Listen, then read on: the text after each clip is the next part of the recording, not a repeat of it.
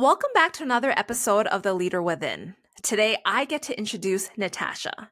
She's an award-winning psychotherapist, mindset coach, workshop facilitator, emotional safety strategist, and the clinical director of Natacha Pennycooke Psychotherapy, which is a private group practice consistent of mental health therapists who help high-achieving professionals struggling with fear, self-doubt, trauma, anxiety, grief, depression, and life transitions, and those who have been historically racialized and marginalized in their quest for success to heal, thrive, and live their very best life. As a consultant, Natacha specializes in providing corporate leadership and community organization wellness workshops that focus on the mental health aspects of building emotional safety and trust, while addressing the importance of creating an anti-racist environment of inclusion and belongingness to support the creation of equitable and sustainable workspace practices. Natacha has shared her expertise at international and national psychological conferences and is sought after for her passionate speaking style to speak in the news cycles, on podcasts, and as a keynote at various corporate and community events worldwide. Natacha has volunteered with a number of community organizations in the Toronto area, is a recipient of the By Blacks People's Choice Award for Best Canadian Counselor of 2020, and was nominated again for the award in 2021. And most recently, Natacha has been nominated for the 2023 RBC Canadian Women Entrepreneur Awards. Well, congrats, Natacha, on all those accomplishments, and I'm excited to welcome you as a guest today. Thank you so much. Thank you. It's great to be here. Yeah, well, tell us a little bit about how you discovered your passion and your niche. Oh, yeah, that's a great question. You know what?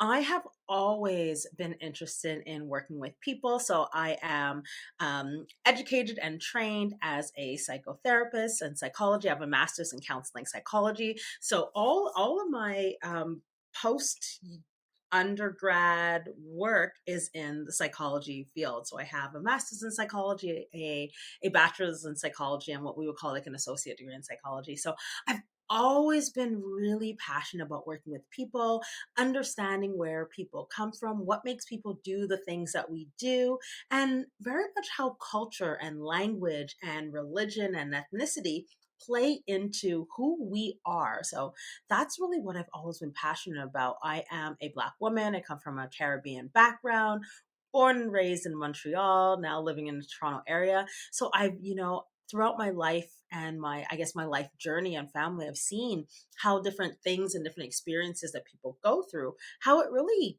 shapes who we are. So that's really the passion behind all of it. And now, as an entrepreneur running my business, being a leader, um, I bring all of those principles into the what I do, not only with working with one-on-one therapy clients and one-on-one coaching clients, but really in the ways that I lead myself and my team. Love it. And speaking of the way that you lead yourself and your team, who has influenced your journey along the way and ultimately shaped your leadership style, if anything? Yeah, you know what? This is probably something that a lot of people have not heard, or maybe you do resonate with it. What has shaped my leadership style is from working in some pretty toxic arenas, right? So I have had the fortune or the misfortune of working at some toxic workplaces, and, working in these places with different managers, different leadership styles. I've always been able, especially switching into now being an entrepreneur on my own team, I'm able to look to see, you know what? There's some things that past leaders and managers did that I'm like, I like that. I'm going to do that. And there's some things that they did where I'm absolutely not going there. I'm doing the exact opposite. So honestly, when I really think about my leadership style, which is always changing and evolving based on where I am and where my team is and what the requirements are, I really think about like the great leaders that I've had and leaders that have not been so great, and also where I currently am and the things that are going to shape me at this time for who I'm working with. I think you touched on something key there, right? Is Mhm. your ability to be agile and adaptive to not only who you're working with, but also the state of affairs, right? Because depending on the stage of your business and just who you're leading and where you are at life, like it will impact how you approach leadership, right? And speaking of that agility piece, I know one of your biggest strengths is a mindset coach, and with your skill in psychology, I believe you can kind of touch on how individuals can effectively cope with uncertainty, right? Just looking at the news, looking at my LinkedIn feed, I see a lot of layoffs. I see a lot of like notes on like economic downturns, etc. So, for you, how can you show up as a leader so that you can support your team through this uncertainty? Yeah, that's a great question, Angela. You know what? We are in a world post COVID. Some people say we're still in COVID, right? But I think one of the biggest things is recognizing that the past 3, 4 years have really impacted all of us from a personal level, an economic, a educational. We've all been impacted in some way, shape, or form. And now what we tack in the where we are in terms of the economics and the financial lens of what's happening, we really have to make space for people. As leaders, we need to make space for people to process what has happened, and we have to be really kind to people. Now, I've been in different arenas where people have asked, okay, yeah, I know we want to be kind, but there is a bottom line. We have to make sure that we're checking the numbers and balancing and all of that. Yes, and I'm not going to sit here and say no, that's not important. It is important. But what is the company culture that you are building? How safe and psychologically safe are employees, are your team members feeling around you? Because ultimately, if people are not comfortable to show up in your organizations, they're not going to do a good job. I had some really great discussions this week with members of my team, and each iteration of my team, and what I mean by that is every time we hire someone else, the team grows and shifts and expands, right? So I'm very, very mindful about connecting one on one with team members and also bringing people together as a group. But what I'm recognizing is that people are needing to feel safe, psychologically safe. Safe not only in like physically, am I safe to show up, but psychologically. If I bring something to the table where it's like, you know what, Natasha, this is actually really not working with for me.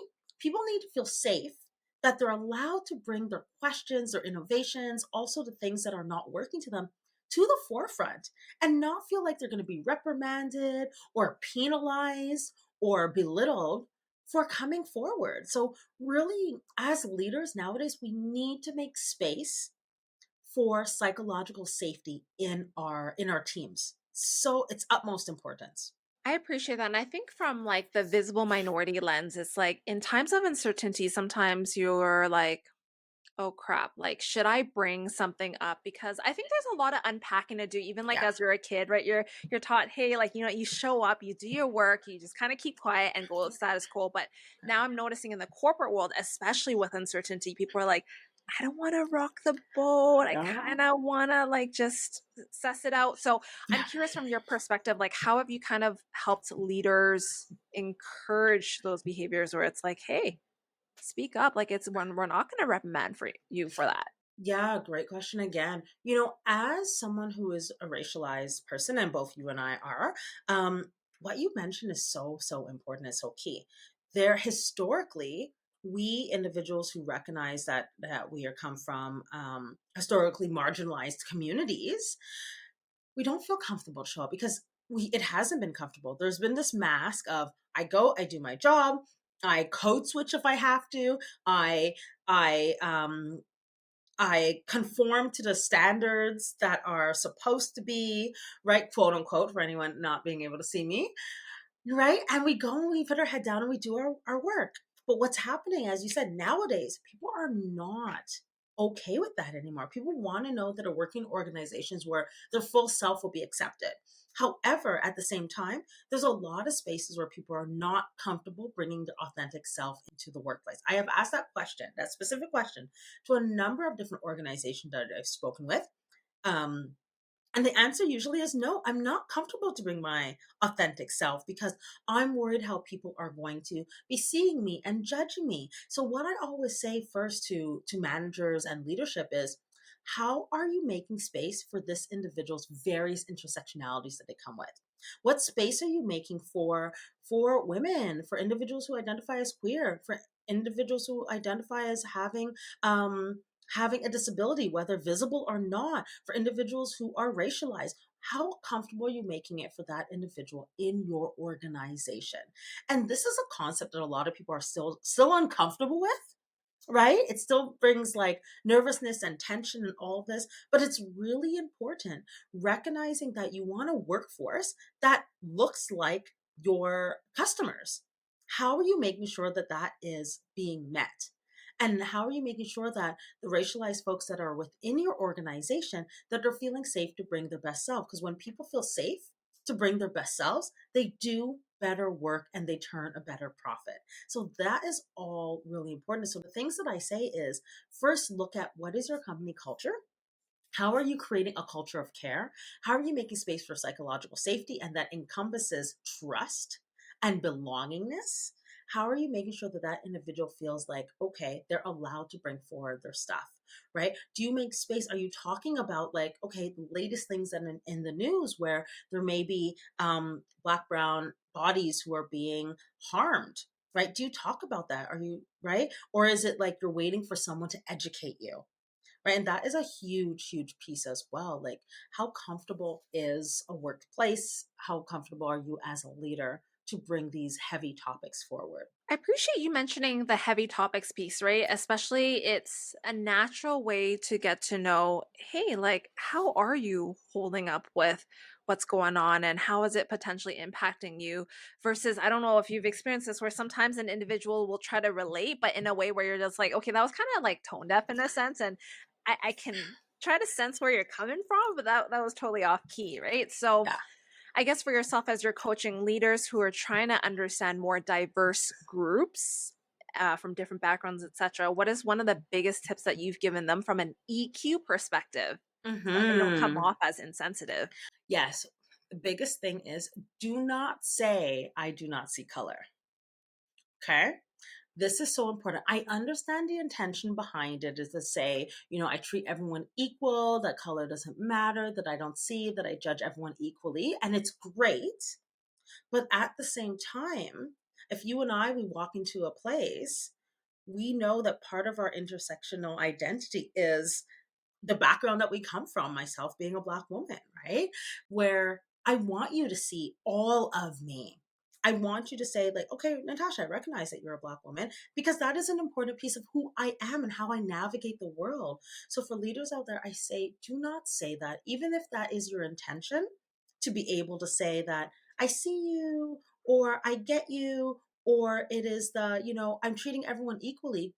Treat everyone equally by still making space for that person's intersectionality. That is so important and so vital because what you're doing when you say, I don't see color, or I don't see a race, or I don't see religion, is you're taking away a part of that person and you're actually saying to that person, I don't see you, therefore you should not bring that piece of you into this organization. I can so appreciate.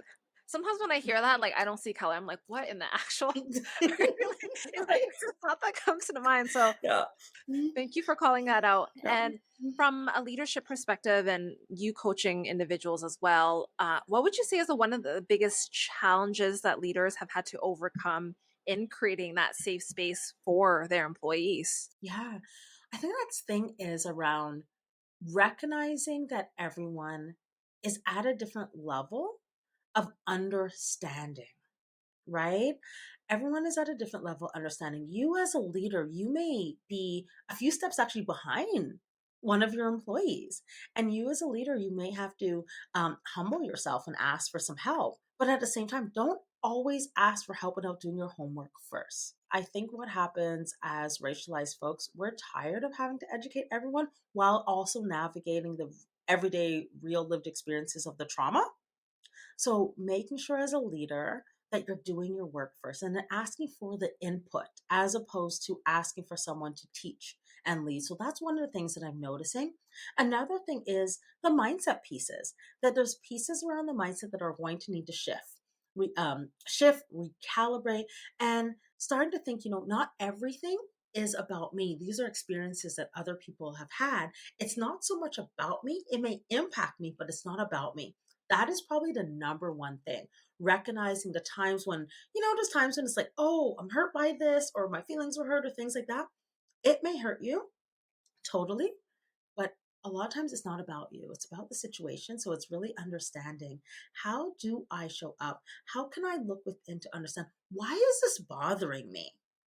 why does this bother me? And is that a telltale sign that I have some work to do? I love the accountability there where it's like, hey, like, well, what triggered me, right? First of Yes. all, and Yes. understanding all the traumas related to that, and then depersonalizing it from the situation itself and being like, okay, now I have my view. There's going to be the other individual's view as well. Yes. And I guess that kind of ties into sympathy versus empathy. I think that is Yes. one of the most underrated like EQ skills you can have. So I would love to kind of hear your perspective on what does it look like to actually develop and leverage sympathy versus empathy in situations like Yeah. this? Yeah, no, that's a great one. So, a lot of times what happens, things happen and people personalize it or internalize it. And what happens when you internalize it, you take it in as either it's my fault or I'm impacted by this and things like that, right? What is going to be really important, and this is again a mindset shift, it's understanding, okay, I'm hearing this person's story. I understand that I'm feeling triggered by it, but that me being triggered by it, that's something I need to work on, and it's not that person's fault. It's about taking accountability for my own feelings there and not taking it in as if that person said this, therefore it's their fault, therefore I am not accountable, but they are accountable for hurting me. Right? We need to make that shift. And I think what's happening nowadays, especially as you know, there's been an opening up in different organizations for space for DEI, for diversity, inclusion, equity, belongingness, sometimes accessibility is thrown in there as well. And what happens is these are really hard topics for people. And people a lot of times are internalizing well, I'm not racist. Well, I said this, that was a joke, and those things. It's about understanding, let's not take that personally, but understand why it's problematic for that other person. And I think what happens is when people continuously take it on personally, then they're not ready to do that work of why this is harmful to their leadership, to their employees, to their frontline staff, right? We really have to get to a place of understanding that, yes, I'm hurt by it, but what does it actually tell me? What work do I still need to have be done or have done? Where do I need to start looking for more?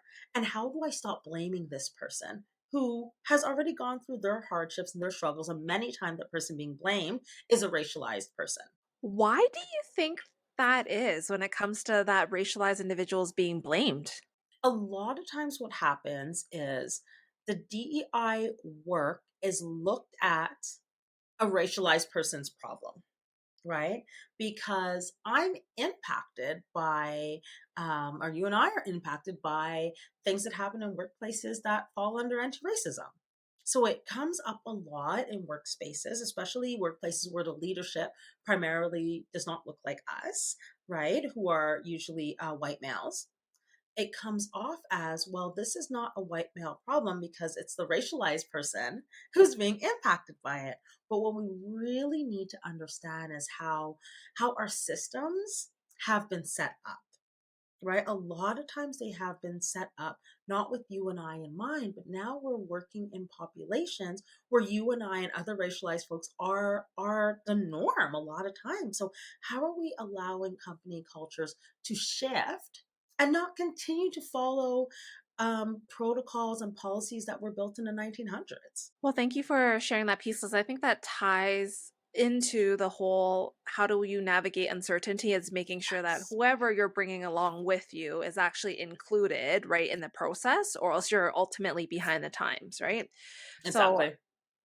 I think another question that comes to mind is the whole notion of resilience in dealing with uncertainty. So Yes, what yes. would you say is you would offer maybe 1 to 3 tips of it's like this is how you can shift your mind or whatever it may be to become more resilient as you deal with these uncertain times? Yes, with uncertainty and with uncertain times, one of the ways to continue the resiliency is understanding where you're at. We live in a world where a lot of people are struggling with burnout, right? The overwhelm, the burnout, those things.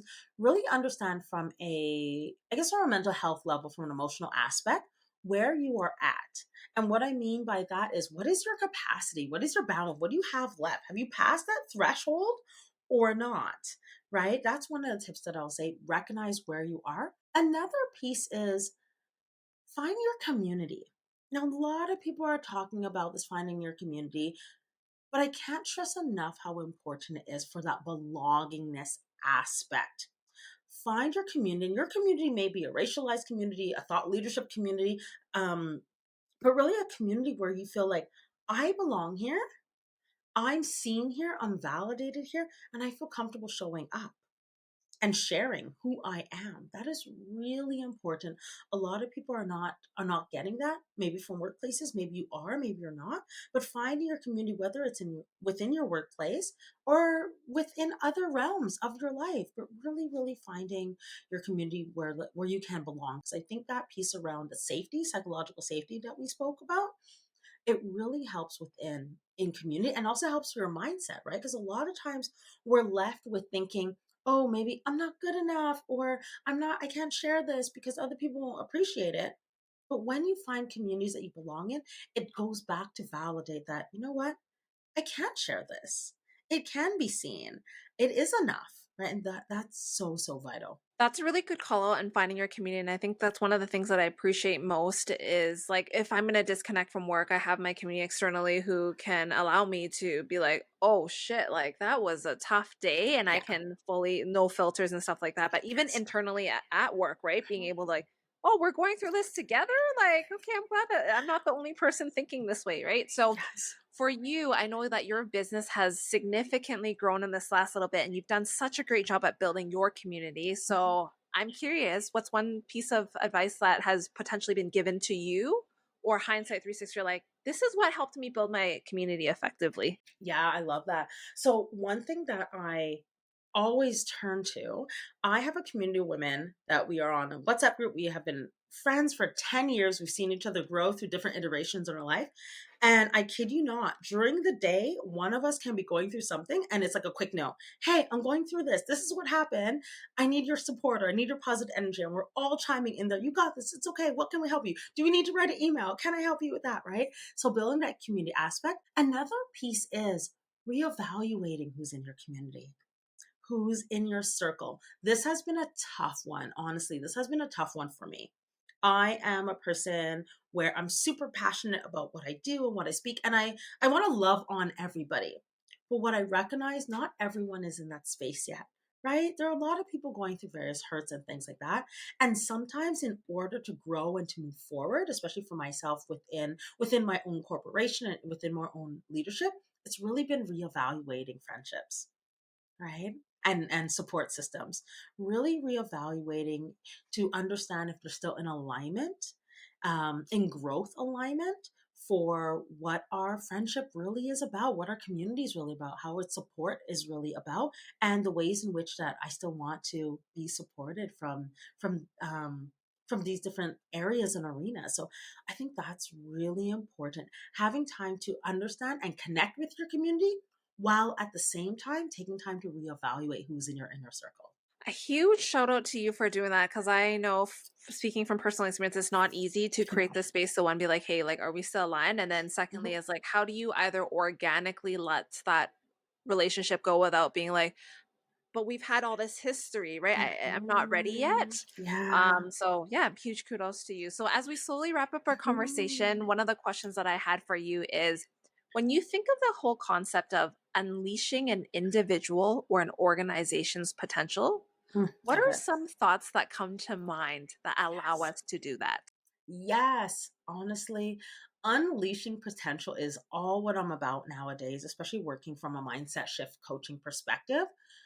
You know, a lot of people in life, a lot of us in life, I'll put myself in there as well, we've gone through things that have not been the best things in life, right? And a lot of times, whether it's, experience workplace harassment or racism, or even things from your own personal childhood, it's about recognizing how these different experiences have impacted you and also have disempowered. And how do you now find your power within these different areas? And parts of those ways to find your power is by understanding how this experience impacted you and how it's also taken away from you. Now, it's really important to do the both so that you can understand that, okay, this is what happened. This is why I respond in these certain ways. But this response, it's really counterintuitive to this potential that I want to unleash. And that's where the mindset work comes in, where it's, unpacking the stuff that was hurtful, maybe from past toxic job or from childhood, and really tapping into the work that needs to be done so you can unleash that potential. We all have potential to be bigger and bolder and better than who we are. A lot of times, our own internalized blocks and fears and worries limit us. So it's really about changing from a fear based mindset to a growth mindset so that we can unleash that potential. And how do you maintain that growth mindset, especially when you continue? I don't know if you feel this sometimes as I Okay. age, I'm just like, I'm actually really comfortable doing things the way that I always did. And this additional change, you're like, can we please just slow down for a moment? So, yeah, just curious if it's a tip from you. Yeah, no, one of my tips, one thing that I actually really put in place this year, so from January, is writing down, right? Like, people talk about like their vision boards and things like that, but I have a list of like, what's my 5 year plan? Where do I want to be in 5 years? And I'm ticking things off now where it's, yeah, this is where I want to be in 5 years, but it's recognizing in order to get there, I have to make the processes in place now, the items, start ticking them off now, because it's not just going to come 5 years from now. We're like, oh, yay, I got them. I have to continuously be working at them. So that's one thing where you can get comfortable, but also understand like, okay, the comfort that I'm in, is this rest so that I can pick up momentum to do the things that I need to do for my 5 year plan? Or am I resting where I need to pivot and shift? Or am I like absolutely burnt out and exhausted and I can't move forward and I need to maybe rejig some things in my 5 year plan, right?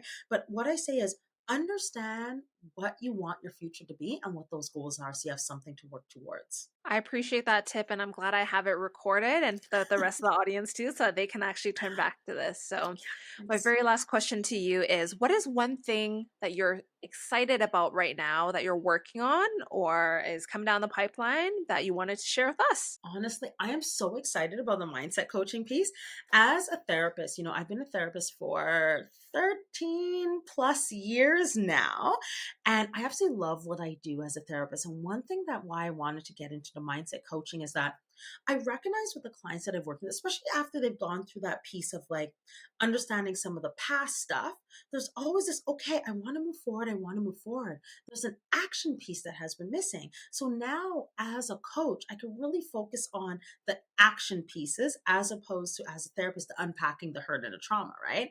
So I'm really excited to get to work with individuals who are high achieving professionals, whether you are in a leadership role, a manager role, or you're an entrepreneur like ourselves.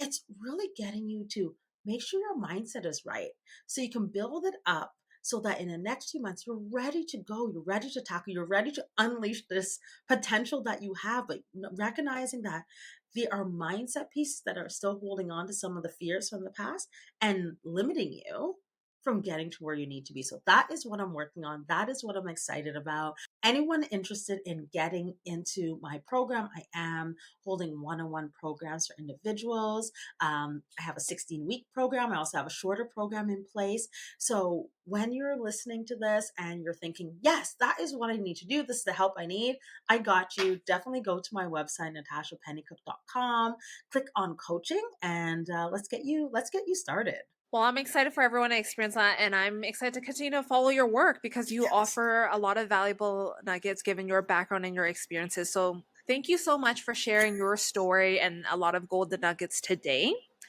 And to everyone for tuning in to another episode, thank you so much for your time and attention. I really appreciate it, and I can't wait to stay in touch with you on my next episode. Stay safe.